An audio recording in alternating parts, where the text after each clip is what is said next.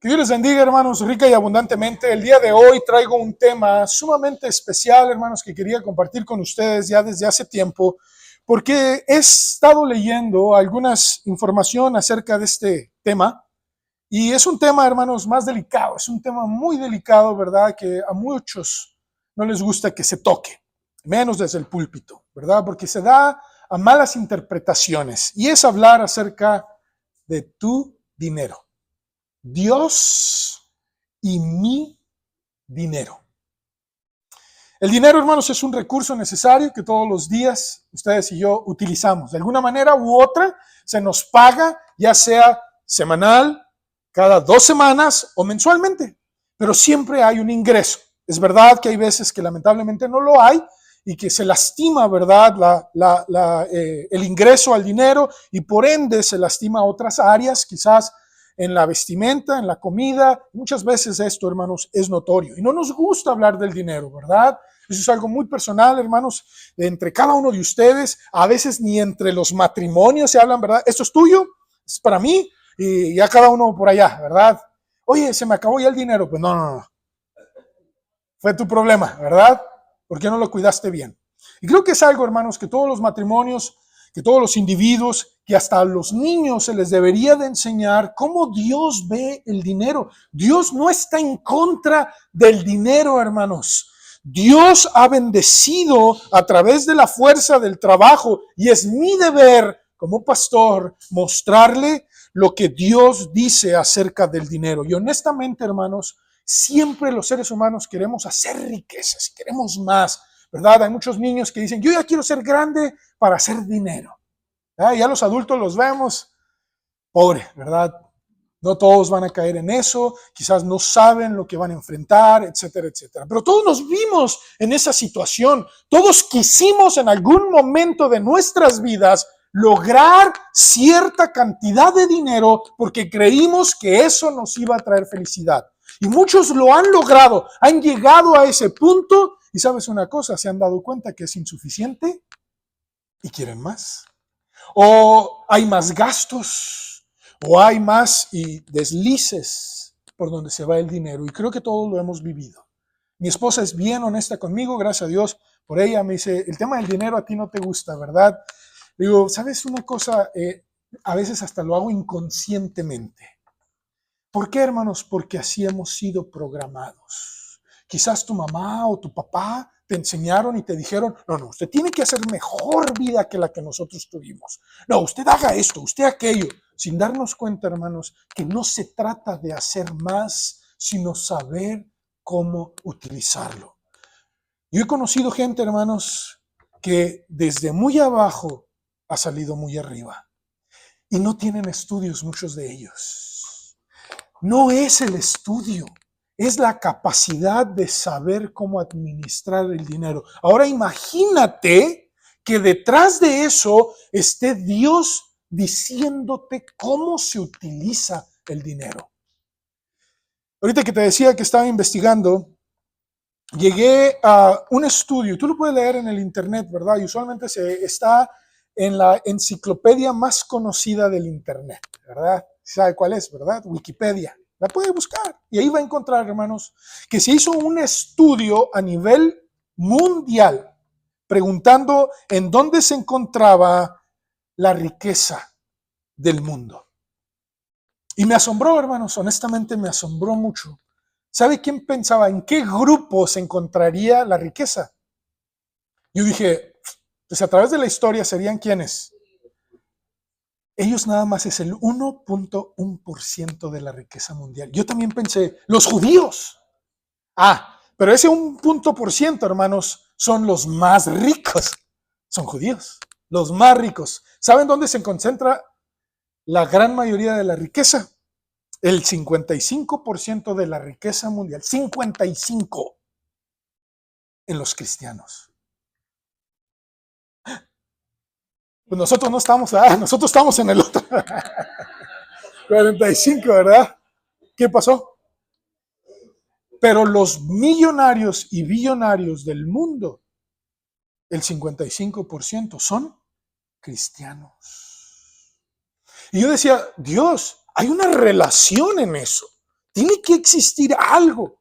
Sí, hermanos, los judíos son los más ricos de los ricos, pero solamente es el 1.1%. Los más ricos o la riqueza total son 55% de la riqueza mundial son cristianos, seguido por los musulmanes con 6%, los hindúes con 3% y finalmente los judíos. Y 34.8% de la riqueza global está en otras religiones que no se categorizan acerca de Cristo. ¿Me explico? ¿Sí? 55%. Yo decía, Dios mío, no hay secreto en eso. Son hombres que siguen a Cristo, personas que siguen a Cristo, pero han encontrado que la riqueza no es lo que los define. Lo que los define es su cristianismo. ¿Me van siguiendo, hermanos? Y a veces ustedes y yo, hermanos, quizás no podemos llegar a ese nivel porque nuestro enfoque está mal. Está en hacer el dinero y no ser de bendición con el dinero. Y eso es lo que quiero el día de hoy, hermanos. Quizás ustedes y yo no llegaremos a ser millonarios, o quizás sí. Y los quiero preparar para que comprendamos cómo Dios ve tu dinero. Y si ahorita en lo poco tú y yo comenzamos a ser fiel, Jesús verá en ti un canal de bendición. ¿Y sabes qué va a hacer? Va a bendecirte porque tú bendecirás a otros. Porque Jesucristo, hermanos, dijo que la bienaventuranza no viene en el recibir, sino en dónde, hermanos, en el dar. Pero tú no puedes dar lo que no tienes. ¿Me van siguiendo, hermanos? Y si lo poco que tienes eres incapaz de compartirlo, ¿para qué quieres más? Si te vas a hacer más mezquino, más avaro. Es mi deber mostrarte lo que Dios dice acerca del dinero. En Ageo 2.8, hermanos, creo que todos lo hemos leído, y si no, aquí te lo voy a decir. Ageo 2.8 dice lo siguiente: mío, dice Dios, mío es el oro, mía es la plata. Entonces, ¿a quién le pertenece la riqueza global, mundial? Salmo 24.1, de Jehová es la tierra y su plenitud, el mundo y los que en él habitan. Entonces, él sabe cómo va a administrar su dinero y a quién se lo va a dar. Y vuelvo a mencionar, 55% de la riqueza global mundial se encuentra en personas que profesan creerle a Cristo. Es algo asombroso, hermanos. ¿Por qué? Porque Dios dijo, si tú me crees, tú prestarás, serás cabeza y no. ¿A quién le dijo eso, hermanos? A los judíos. Y se los quitó porque rechazaron a Jesús. Y ahora Jesús es la bendición más grande para el mundo entero. Y si tenemos a Jesús, y Jesús es nuestro Señor y Salvador, y nos va a dirigir en todo lo que nos da, en nuestra manera de pensar, de vivir, de hablar, de vestir, de trabajar, de hacer negocio, Dios lo ve y dice, me agrado de ti y te apruebo. Entonces bendeciré tu vida. Eso es lo que Dios quiere. Esa es la meta principal del cristiano, hermanos. Ser aprobado por Dios, no bendecido. Escúchame, te lo digo y te lo voy a repetir porque estoy preparando una serie de sermones que se titula Mentes Peligrosas. Y te voy a enseñar lo que la Biblia dice eso. Y hay muchas mentes peligrosas en los cristianos. Y si nosotros no sabemos, hermanos, administrar nuestra vida y decir, yo quiero ser aprobado por Dios, luego viene la bendición. Porque no muchas veces que seas bendecido quiere decir que eres aprobado por Dios. Si sabías eso, ¿verdad? Tú puedes ser bendecido, Dios bendice, Dios da lluvia, Dios da sol. Hay gente que va a la playa y quizás se queda en hoteles más costosos y bonitos que los tuyos. Ahora pregunta, ¿eso lo aprueba Dios? Yo me acuerdo mucho, hermanos, una vez que tuvimos la oportunidad, mi familia y yo, Leira estaba pequeña, llegamos a una concesionaria para rentar un carro. Ya íbamos a regresar el carro y estábamos esperando para que nos llevaran al aeropuerto. Llegó una pareja, y la muchacha estaba joven, hermanos, yo creo unos 30 años. El señor era como 65, 70 años. Me van siguiendo, ¿verdad? Eran pareja. Ahora, no me malinterprete, hermanos. La señorita o la señora se sentó encima de nosotros y dijo, qué bonita su niña. Y yo, muchas gracias, ¿verdad? Dios le bendiga esto. Cuando le empezamos a saludar y a hablar, dice, viene en plan de paseo y todo eso. Fue rápido, hermanos, en serio, menos de 2, 3 preguntas. Cambió su rostro y cuando le dije, viene a disfrutar, cambió su rostro. Ya con eso me dijo todo, ¿verdad? Era el amante. Me van siguiendo, hermanos. Entonces, ¿tenía dinero el Señor? Claro, pero no estaba aprobado. Lo que estoy tratando de decir, hermanos, es que si nosotros no sabemos administrar lo que tenemos sabiamente, podemos dañar cuando lleguemos a tener. Todas las civilizaciones, hermanos, al acercarse a una deidad, han relacionado de traer algo ante su Dios o ante sus dioses. Todas las civilizaciones ofrecían algo, ya fuera comida, un animal o hasta un sacrificio humano para complacer a su deidad o deidades. Y eso lo podemos ver desde el inicio en la Biblia, en Génesis, con 2 hermanos, que fue la primera familia, llamados Caín y Abel. Y fue en este momento que Dios vio el corazón de los dos. A los dos vio su corazón. Y después de eso vio su ofrenda y vio su corazón. Y dice la Biblia que se agradó de uno, de Abel, y del otro no se agradó. ¿Me van siguiendo, hermanos? Entonces no se trata de traerle a Dios, se trata de vivir agradando a Dios. Y si yo agrado a Dios y le ofrezco lo mejor a Dios, Dios me aprueba doblemente. ¿Me van siguiendo, hermanos? Entonces a Dios le interesa mi corazón y lo que le ofrezco, sí, claro, pero mi corazón ofrecerá lo mejor cuando yo sé a quién se lo estoy ofreciendo. Desde la primera familia se nos enseña eso. Y fue tanta la competencia y el error de Caín que ¿qué fue lo que hizo, hermanos? Sintió envidia de su hermano. Y hasta ahí quedó. El odio que sintió por su hermano lo mató. Ahora, no sé si alguien me vaya siguiendo, hermanos.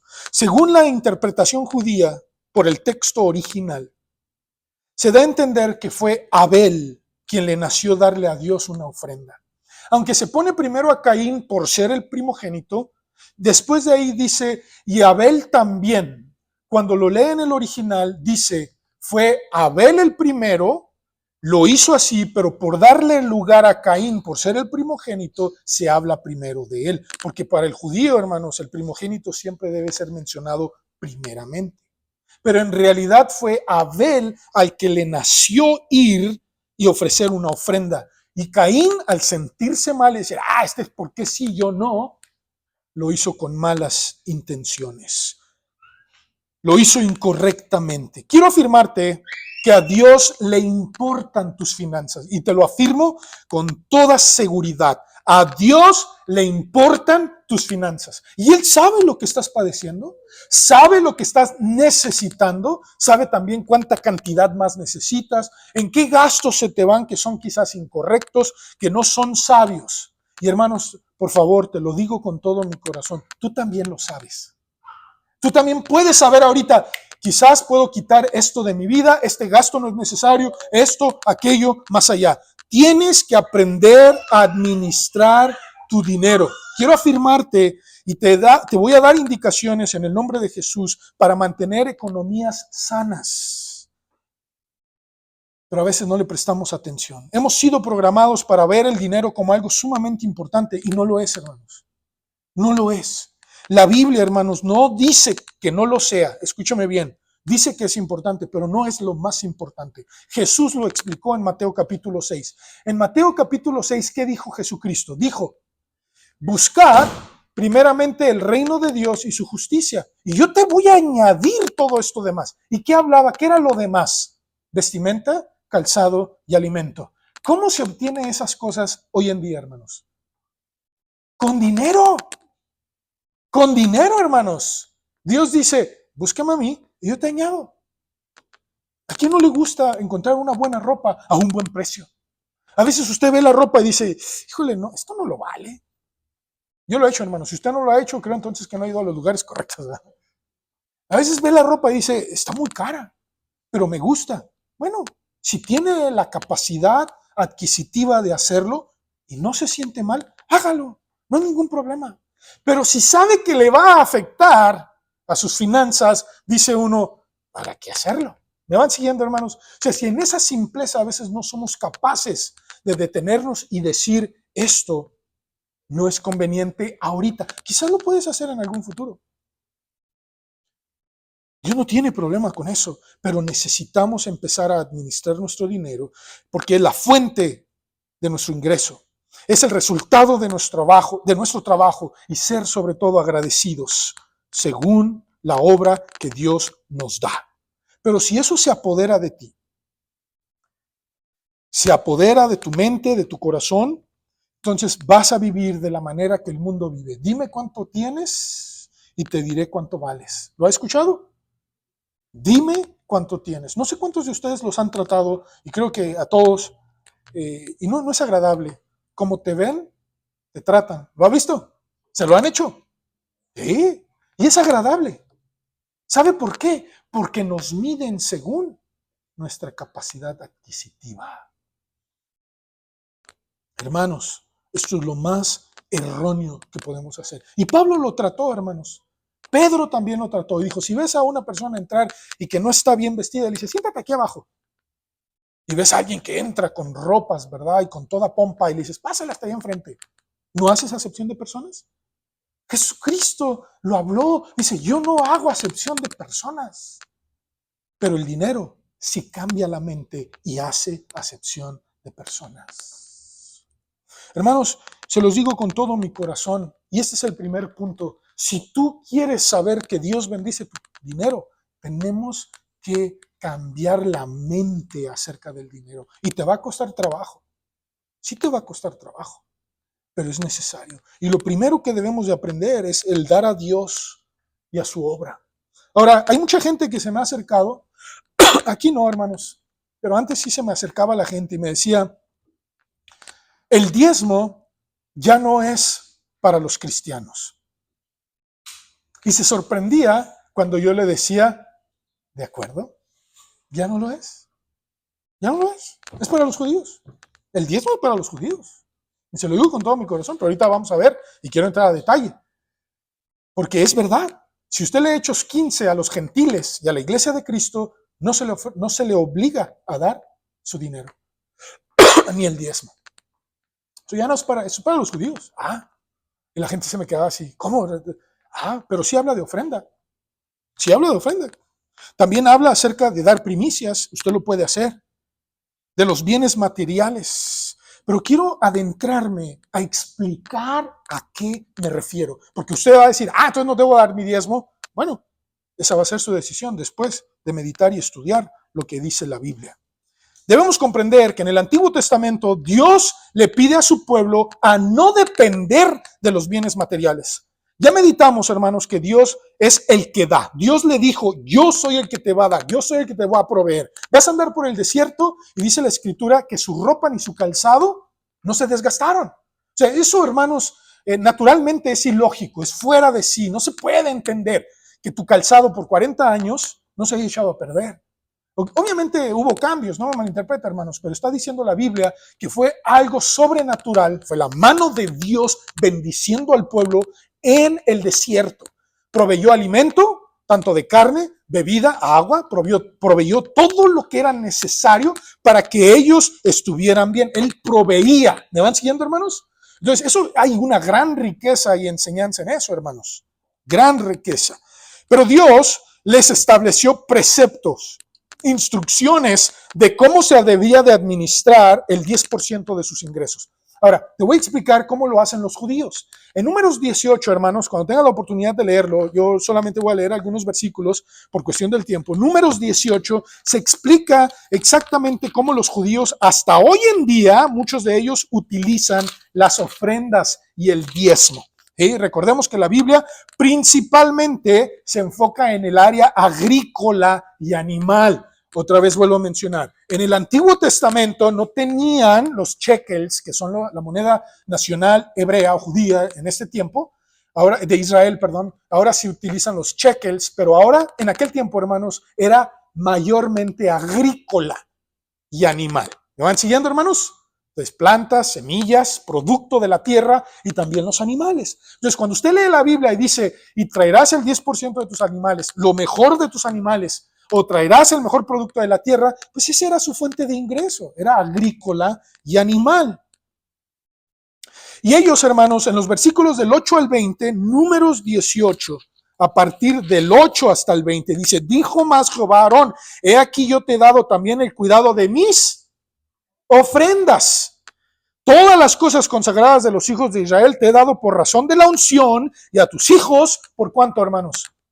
Estatuto perpetuo, hasta ahorita también, hermanos. Entonces, esta ofrenda, los judíos la llaman la tarumá. Tarumá, así como suena, tarumá. Así que no la apunté aquí, hermanos. No. Tarumá, sí, esa, tarumá. Y lo encuentran los versículos del 8 al 20. Y solo esta ofrenda era en la tierra de Israel.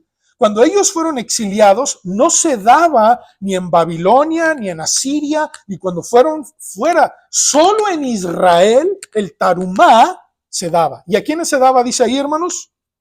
A los sacerdotes. Ellos servían al pueblo en las necesidades espirituales. Ellos eran los que recibían estas ofrendas de parte del pueblo de Israel. Ahora, el primer diezmo está en los versículos del 21 al 24, Números 18. Fíjense lo que dice. Y he aquí, yo he dado a los hijos de Leví todos los diezmos por parte de Israel, en Israel por heredad, por su ministerio, por cuanto ellos sirven en el ministerio del tabernáculo de reunión. Ahora, síganme. Hay un tarumá que se le daba a los sacerdotes, pero había un diezmo, o sea, el otro era ofrenda, no era del diezmo, pero había un diezmo que se daba ¿a quién, hermanos? A la tribu de Leví. La tribu de Leví, porque ellos eran ¿quiénes, hermanos? Exacto. Bueno, era el grupo que servía al pueblo de Israel y de ahí había un grupo sacerdotes, ¿verdad? No todos eran sacerdotes. La tribu de Leví no todos eran sacerdotes, solamente los descendientes de Aarón.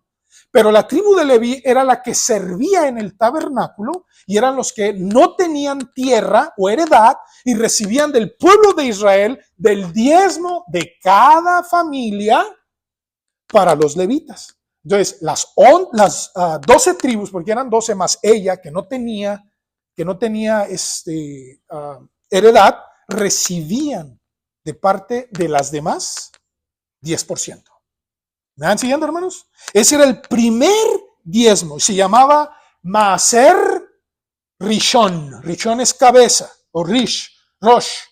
Entonces, el primer diezmo, Maaser Rishon, y se le daba a los levitas. Ahora, fíjense, en el versículo 25 al 32, dice, y habló Jehová a Moisés diciendo, así hablarás a los levitas y les dirá, cuando toméis de los hijos de Israel los diezmos que os he dado de ellos por vuestra heredad, vosotros presentaréis de ellos en ofrenda mecida a Jehová, ¿qué cosa? El diezmo de los diezmos.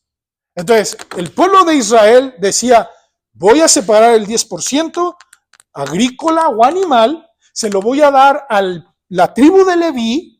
¿Sí? Ellos son los que nos guían espiritualmente, ellos son los que sirven a Jehová, y ese 10%, ellos tienen que agarrar 10%, dice la Biblia, que se le llamaba la ofrenda del primer diezmo, o el primer diezmo, se llamaba Tarumat Maaser, el diezmo del diezmo.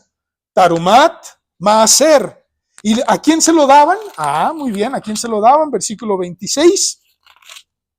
Bien, perdón, 27, y se os contará vuestra ofrenda como grano de la era y como producto del lagar, así ofreceréis vosotros ofrenda a Jehová de todos vuestros diezmos que recibáis de los hijos de Israel, y daréis de ellos la ofrenda de Jehová, ¿a quién? Aarón. Al sacerdote Aarón, ¿sí? Al sumo sacerdote. Muy bien, fíjense, hermanos, ahora síganme con mucho cuidado.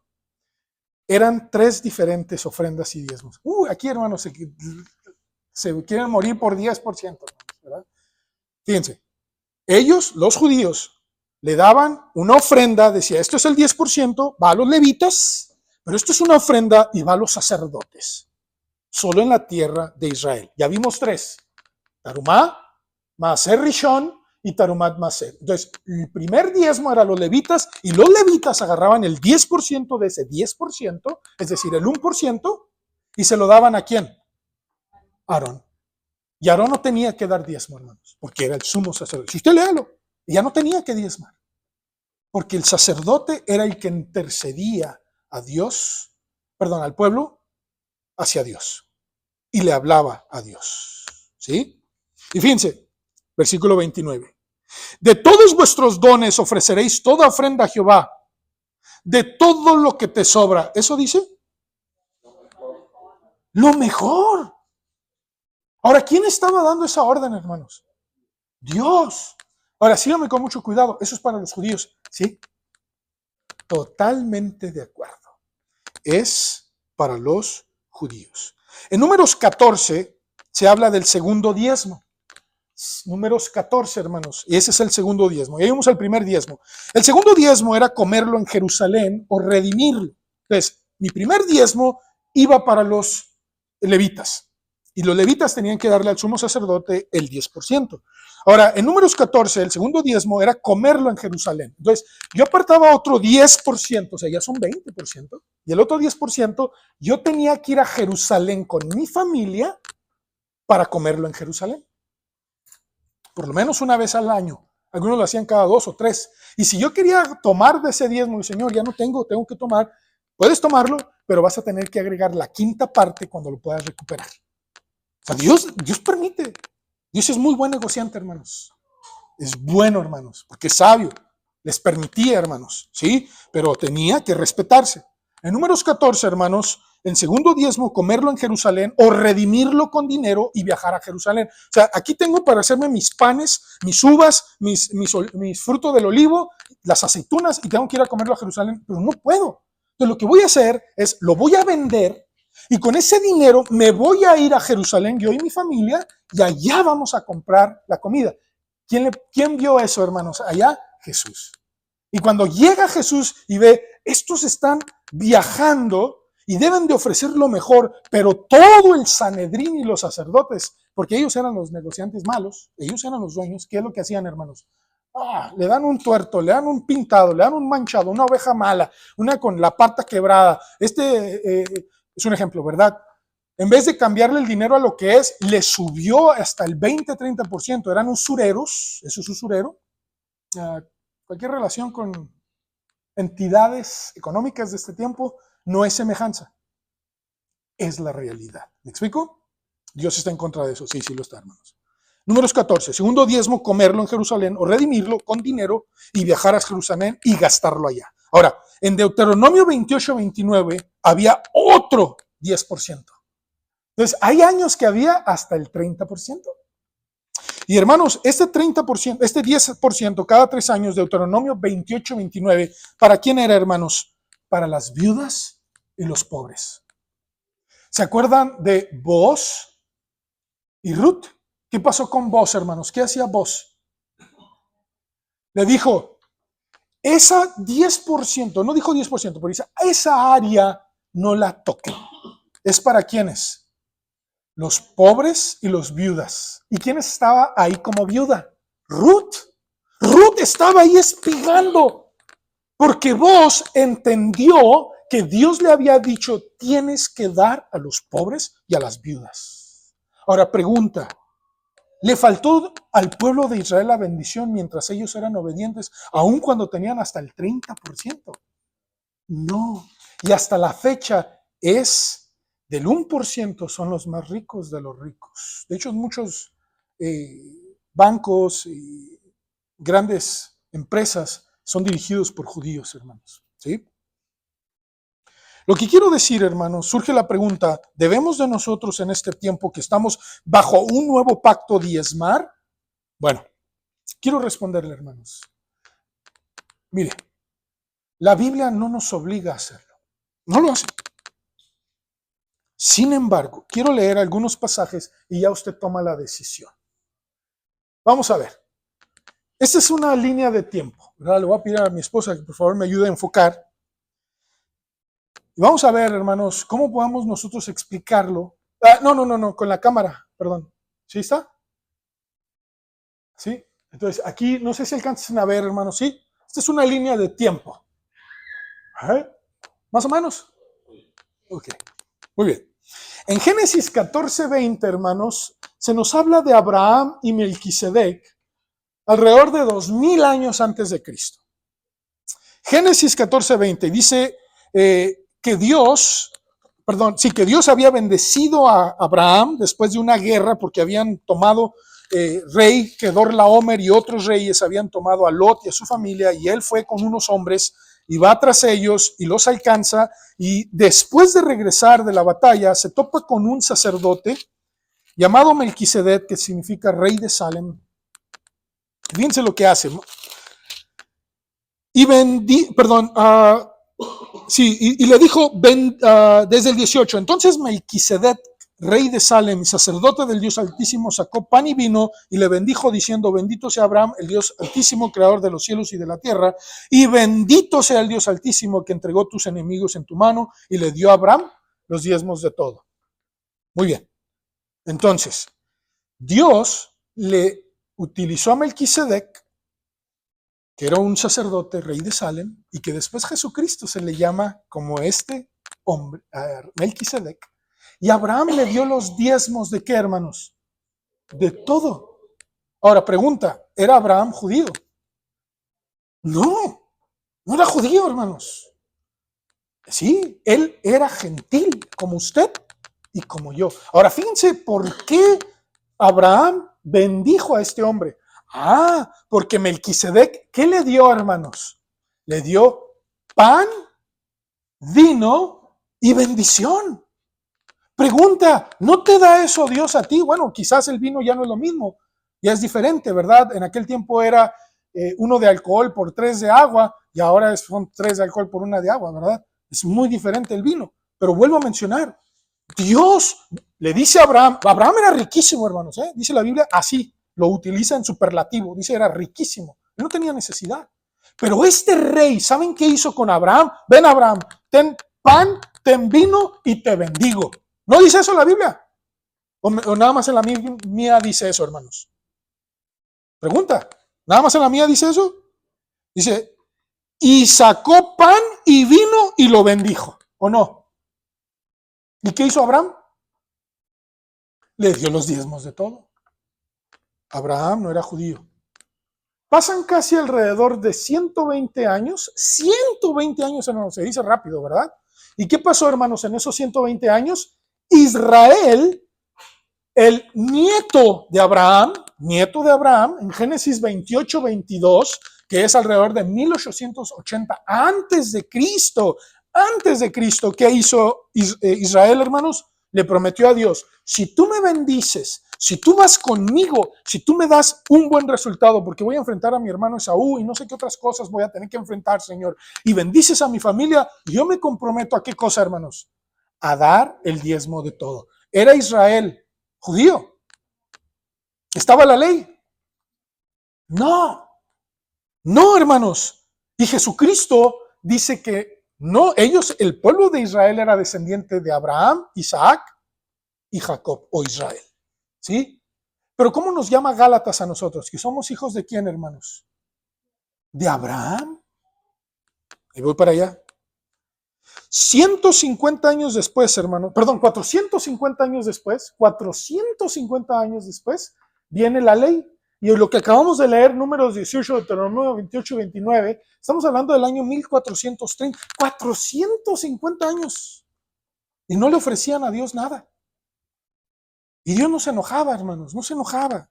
Pero viene la ley, y es lo que acabamos de leer. Dice, el pueblo va a dar el 10% a los levitas al sacerdote, y aparte el pueblo va a agarrar el 10% una ofrenda, y se la va a dar a los sacerdotes. Y aparte 10% van a apartarlo para todas las viudas y los pobres. Es dar a su obra. Era dar a su obra. Era el diezmo levítico que trae maldición, hermanos. Trae maldición. Me fui muy rápido, ¿eh? Trae maldición. Esto sí, hermanos. Ya me estoy brincando. Pero viene 1400 años después. O sea, usted lo ve y dice, mucho tiempo, 120, 450, 1400 donde estaba la ley, y viene Jesucristo, y fíjate estos pasajes, Hebreos 5, 6, 10, 5, 10, 6, 20, el 7, todo el capítulo 7, y dice de la siguiente manera, Hebreos 5, 6, nada más rápidamente para que veas a quién se asemeja a Jesucristo acerca antes de la ley. Hebreos 5, versículo 6 dice, como también dice en otro lugar, tú eres sacerdote para siempre según el orden ¿de quién está hablando? De Jesús. Ahora fíjate el 10, y fue declarado por Dios sumo sacerdote según el orden de Melquisedec. Ahora vamos al 6, versículo 20, y dice, donde Jesús entró por nosotros como precursor, hecho sumo sacerdote para siempre, según el orden de Melquisedec. Ahora, si me vas entendiendo, si me van siguiendo, es importante que veamos, hermanos, que Jesús es Melquisedec. ¿Sí? Digamos, eso no queda duda, ¿verdad? ¿O sí? No, Jesús fue una manera de Melquisedec en el Antiguo Testamento. No tenía descendencia Melquisedec, era una manifestación de Jesús en el Antiguo Testamento. Y ahora se nos enseña, Jesús bendijo y dio pan, y vino Abraham y lo bendijo. ¿Y qué más hizo Abraham? Le dio los diezmos. Ahora, si nosotros, hermanos, dice Juan 8:39, ¿qué dice Juan 8:39, hermanos? Y aquí se los digo con todo mi corazón, hermanos. Juan 8:39, porque mucha gente me dice, yo quisiera tener la fe de Abraham. ¿Sabes qué hizo Abraham? Diezmó, oraba, bendecía, entregaba todo. No, entonces ya no, ¿verdad? Mejor la de Sansón.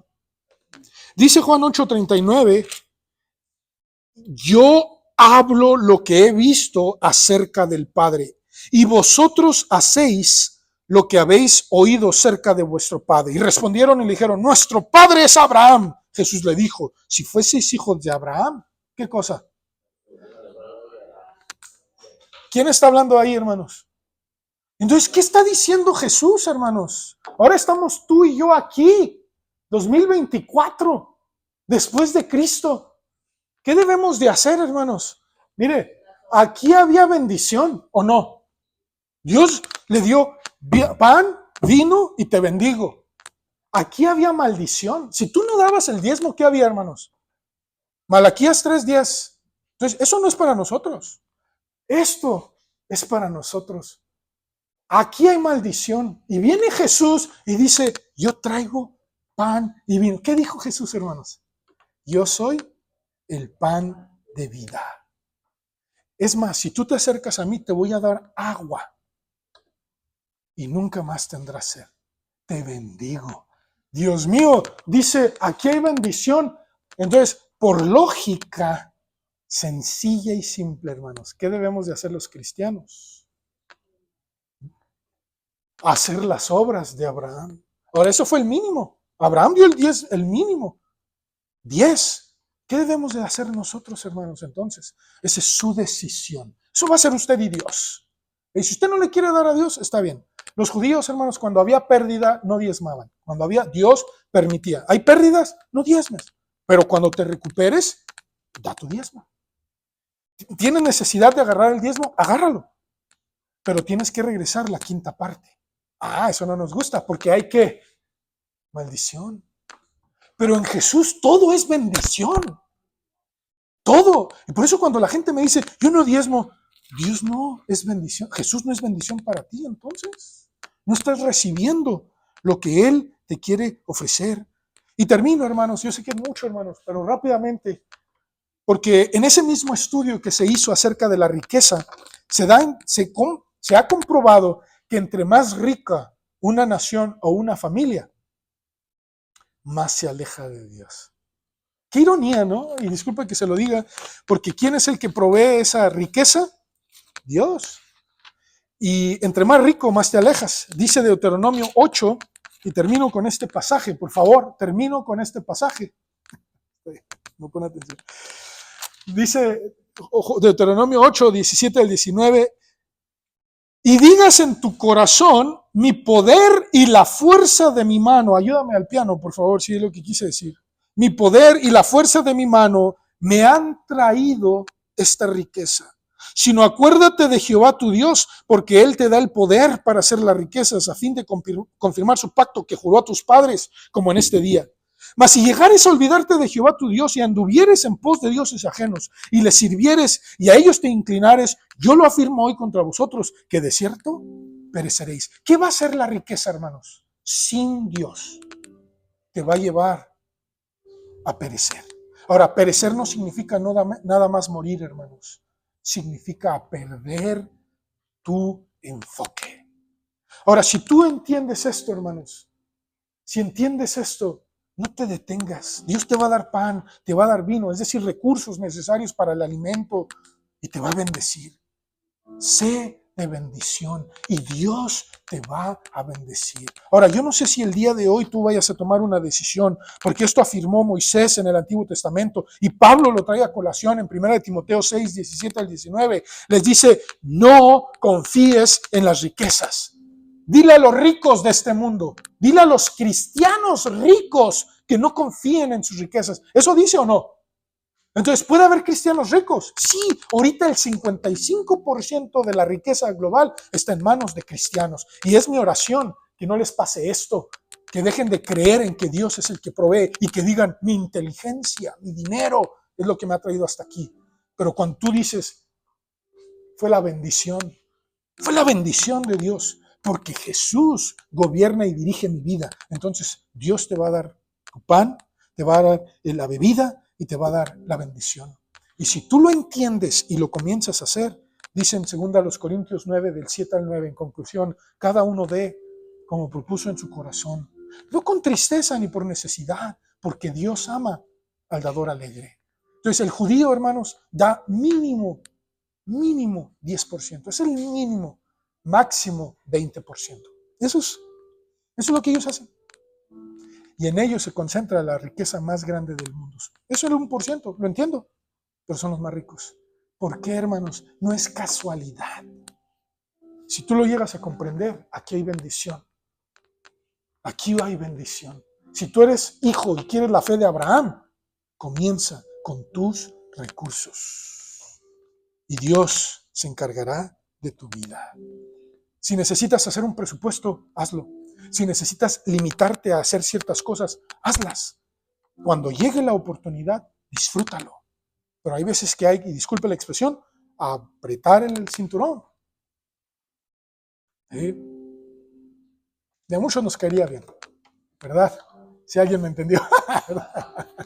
Vamos a orar. Te invito, inclina tu rostro. Señor, gracias porque hay mucha enseñanza acerca del dinero. Gracias, Señor, porque se comprueba que en ti hay bendición, que en Jesús nos ha dado todo lo necesario para nosotros tener vida eterna, pero no nada más cuando muramos, sino aquí en la tierra te interesa todas las áreas de nuestras vidas, emocionales, físicas, materiales, sexuales, económicas, todas las áreas te importan y en todas ellas has escrito para que nosotros seamos prudentes y sabios en utilizarlo. Pero hoy estamos hablando acerca del dinero y es nuestro deseo, por favor, Señor Jesús, que nos enseñes el valor de administrarlo sabiamente. Que si tú eres nuestro proveedor, grandes cosas quieres hacer a través de nosotros. Yo sé que aquí muchos de mis hermanos necesitamos ayuda en las riquezas, en el dinero. Y a ti te interesa que nosotros comencemos a depender de ti y a ponerlo en tus manos y a darte lo que tú te mereces. Mínimo el 10%. ¿Por qué? Porque tú lo mereces, porque tú provees pan, vino y bendición. Si lo traemos a este tiempo, provees alimento, provees lo necesario para subsistir y sobre todo la bendición de tu presencia. En el nombre de Jesús, gracias. Amén.